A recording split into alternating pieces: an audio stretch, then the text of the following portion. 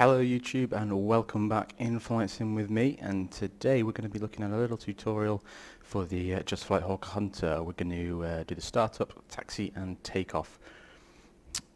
Today we are at Watersham, which is an ACG piece of scenery. I'll leave the link in the description below, it's fantastic. And we are of course using Active Sky. So without me banging on too much, let's just crack on with the tutorial, shall we? So, let's go inside the cockpit. There we go. Okay, so for this tutorial I'm going to assume that you're in a cold and dark state, which you can choose if you press Shift and 3. Bring up this little panel here and you just click over to on. I've already done that, so I'm already in the cold and dark state. So, first thing I'm going to do is I'm going to add the pilot and remove the ladder, which we now have done. Going to add the GPU, which pops up there, which is quite handy. So we go battery on, which is down here. LP cock. Make sure we've got a bit of movement in the throttles there, so it's slightly open, which is perfect. We go fuel pumps on. Put our nav lights on. The aircraft only has navigation lights, there's no beacon light or anything like that. Certainly in its operational days. Nowadays, I think it does, but back then it didn't. Okay, so we've done that. We're going to apply power to the control surfaces. So we've got the ailerons there and the elevators there. You'll notice it's like there's two indicators here. We have what they are white when they're off. When they are on or powered, they are black. So we'll go ahead and do that. While we're over in this area, we'll reset our G meter. So that's that. And we're pretty much just about ready to go, really. We'll go ahead and pop out the gun sight. And then if we come down here to the ignition, open the starter flap, make sure there's nobody around. He doesn't count. And we're good to go. And you just press the start.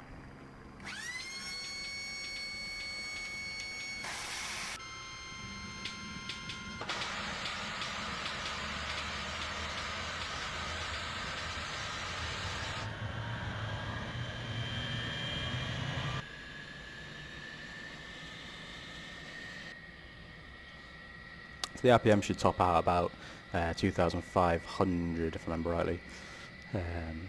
Between there and 2,600. Go ahead and close that flap.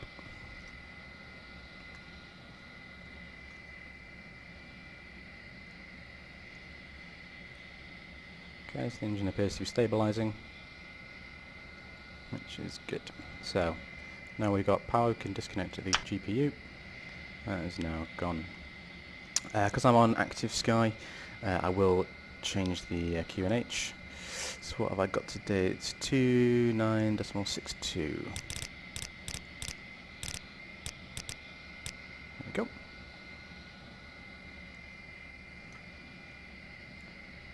So, we're happy. Everything is as it should be. Fuel pumps. It's important to make sure that the tank select is in auto as well. It should automatically be in that position by default, but it's just handy to make sure as well. So, with that in mind, we can pretty much just get going. I'm going to put the flaps in. Three notches. We are quite a heavy aircraft today with 4 external fuel tanks. So, let's get going, shall we? So, release the parking brake. And start to power forward.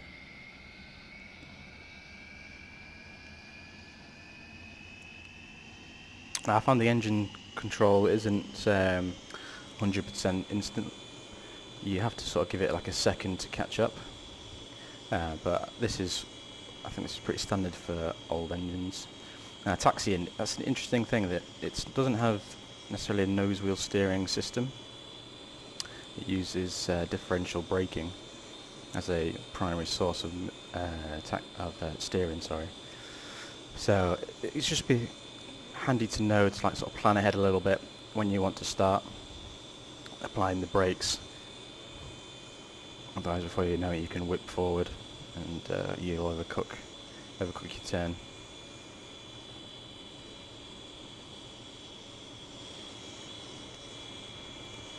So like I said, we are at Watersham, RAF Watersham, at the ACG group, who've done an awesome job in recreating this place.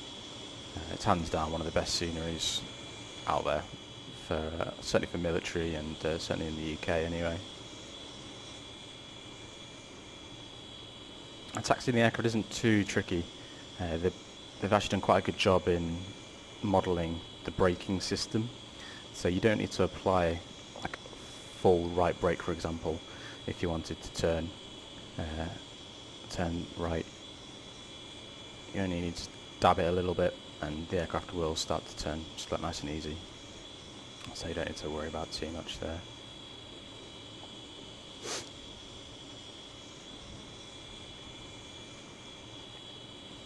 Also worth noting that the aircraft doesn't have a landing light or taxi light. This was how it was operationally. Again, nowadays I think the aircraft does. I think it'll be a requirement from the like CAA in the UK, for example, or the FAA in America, I would assume. Maybe someone who knows can actually leave me a comment down below and let everybody know. So, apparently the pilots used to absolutely fear doing night flying in Hunter when it was back in its operational days. You know, there's no landing light, no beacon, just the nav lights externally. Inside the cockpit, no floodlighting, literally just a little bit of a glow from the instruments.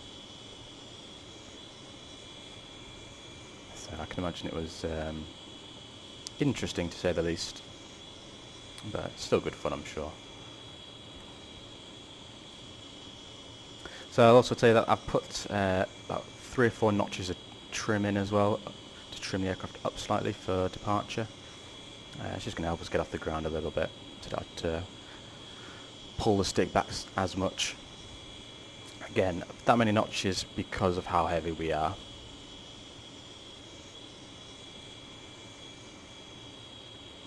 So now we're coming around to the hold short. We'll stop here, just do some last minute checks. There's not many to do. If anything, there's only one, in fact. But just give us a chance to get that done, close the canopy, and make sure we're happy with everything.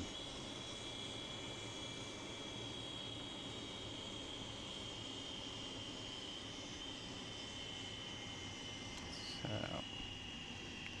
go ahead and stop there. Okay, parking brake on. So, now we're at the end of the runway. We'll go ahead and switch the piso heat on for that big bad boy right there. I'll go ahead and close the canopy.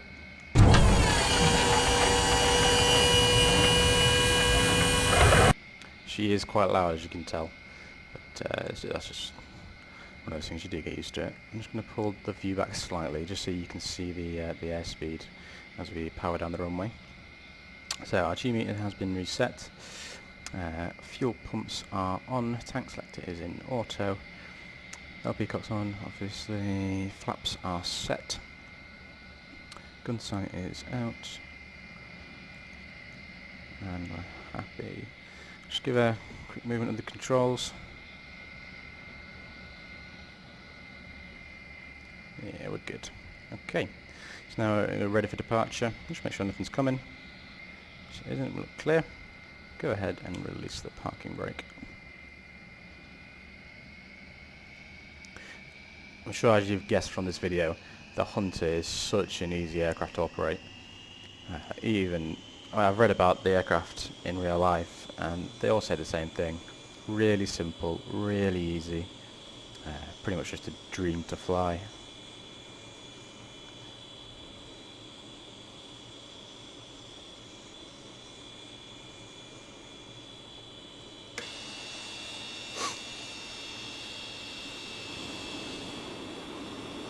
Does look good.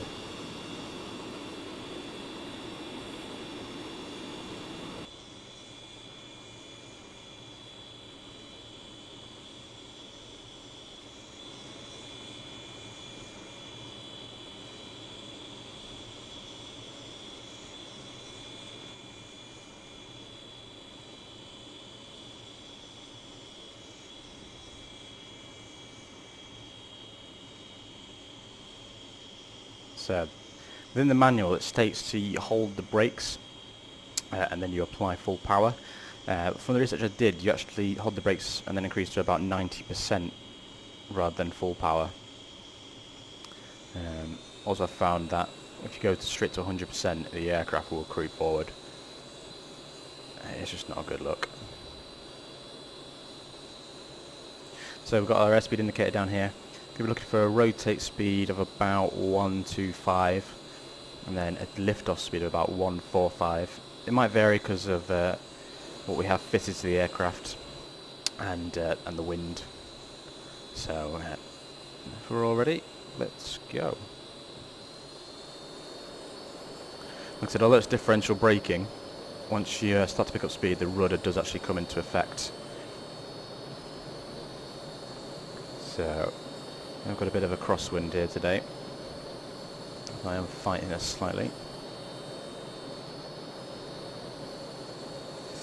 So there we go. 25, bring the nose back. 145. And we're off. Gear up.